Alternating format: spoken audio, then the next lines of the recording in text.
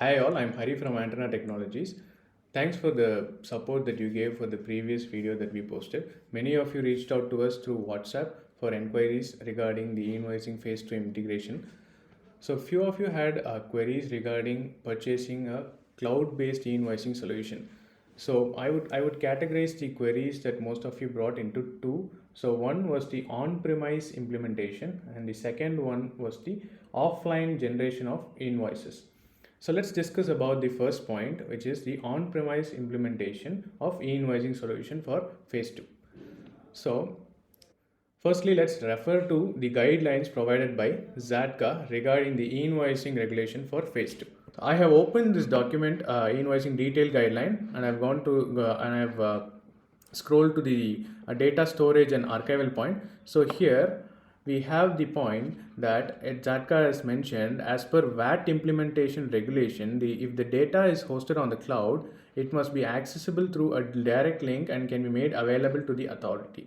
So that's the first thing. And the other point that is related to the cloud is taxpayers' e-invoicing solutions may reside on the cloud in accordance with the VAT implementation regulation, and however, additional non-tax related regulations may apply to the taxpayer entity, such as the national cybersecurity laws and the other applicable regulations. So if you see here, ZATCA has clearly mentioned that the e-invoicing solutions can reside on cloud. So as a taxpayer, you need not worry about whether purchasing a cloud-based e-invoicing solution would make you non-compliant. So it is definitely not true. You should have seen the proof here. So this is the one thing. And when ZATCA is referring to the other applicable regulations, let me open the Cloud Computing Regulatory Framework listed by the Communications of Information and Technology Commission, which is the CITC, which is a government agency of Saudi Arabia. So in this document is, let me explain the basic terms listed here in this document. The first one is the cloud computing. So cloud computing is the use of flexible, scalable or physical resources which can be used to manage services automatically. So this is the cloud computing. So next we have the cloud computing service, means which is a IT company which is providing a software which is hosted on a cloud system, or which has computing on the cloud, is called as the cloud computing service. So we have cloud computing service categorized into three major services. The first one is the software as a service, SaaS. So if you see ANTNA's e-invoice clearance engine as a standalone solution, is a SaaS product.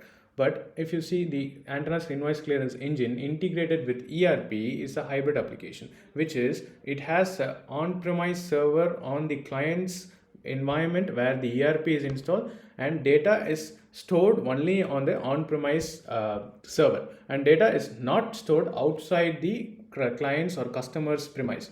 Only data is processed for sharing with the Fatura portal outside the system.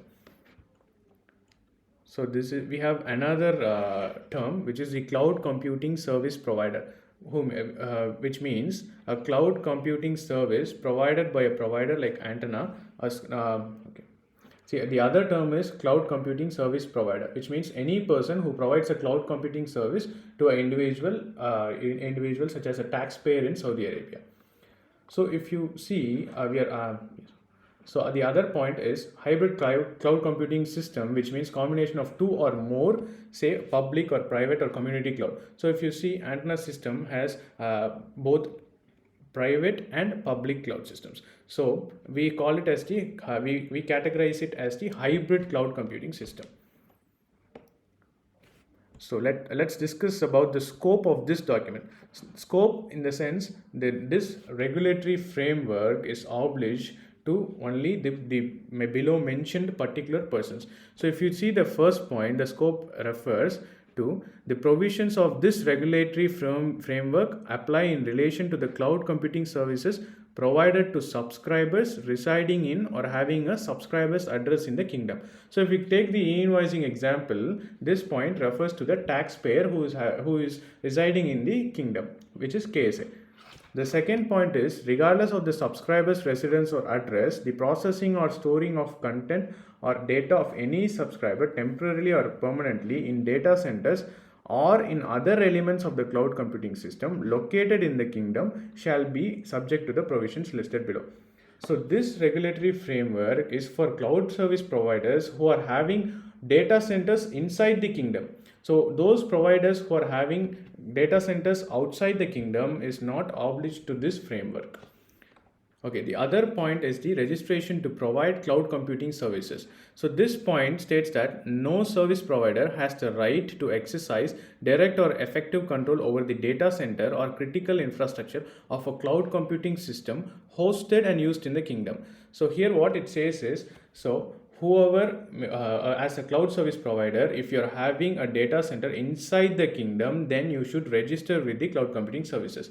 And nowhere in this framework it is mentioned that as a cloud service provider, if you're having a data center outside the kingdom, then you need to oblige with the regulations. So on a high level, this document refers to cloud service providers who are having data centers inside the kingdom only.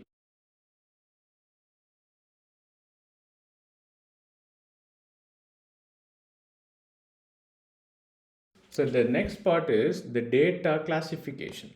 So if you see, the invoice data is classified as the taxpayers data. So what does the taxpayers data mean? So the taxpayers data is the data of a non-government agency. Say if the data is a government agency's data, for example, government has internal documents. Those documents can be categorized as government's data, and the taxpayers data is categorized as the data of non-government agencies. So even data received from Saudi government agencies are classified as data of non-government agencies. So as a taxpayer, your data is non-government agencies data. So if you see, data of non-government agencies are not obliged to any of the cloud computing regulatory framework, which means data storage or data processing on a cloud server is not, you need not comply with the framework with this particular regulatory framework. This framework is only for those who are processing Saudi government's data. For example, as an IT company, as an IT consultant, if you are processing government's data outside the kingdom, then you are non-compliant. As if you see, as a cloud service provider, as the invoicing cloud service provider, ANTNA is only processing taxpayers data. So taxpayers data is categorized as non-government agencies data. So which clearly means that as a cloud service provider, this regulatory framework is not applicable for the e-invoicing, for specifically for the cloud-based e-invoicing solution providers.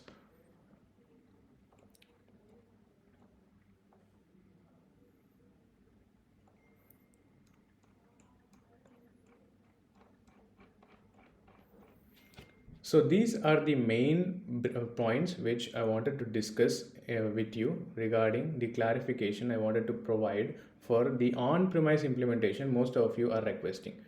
So now you might have got a better idea for purchasing a cloud-based invoicing solution or any other software product which would be useful for your business. So let's discuss about the second problem, which is the offline billing most of you has requested. So if you see, ZATCA's prohibited functionalities or ZATCA's mandated requirements as part of EGS, as the e-invoicing generation solution, you should have certain functionalities which are mandated by ZATCA. One such functionality is that your solution must be able to connect to the internet, which means that when you are generating an invoice, if it is a B2B invoice, you should clear it in real time with ZATCA, and if it is a B2C invoice, at the end of the day you should report it with ZATCA's Fedora portal.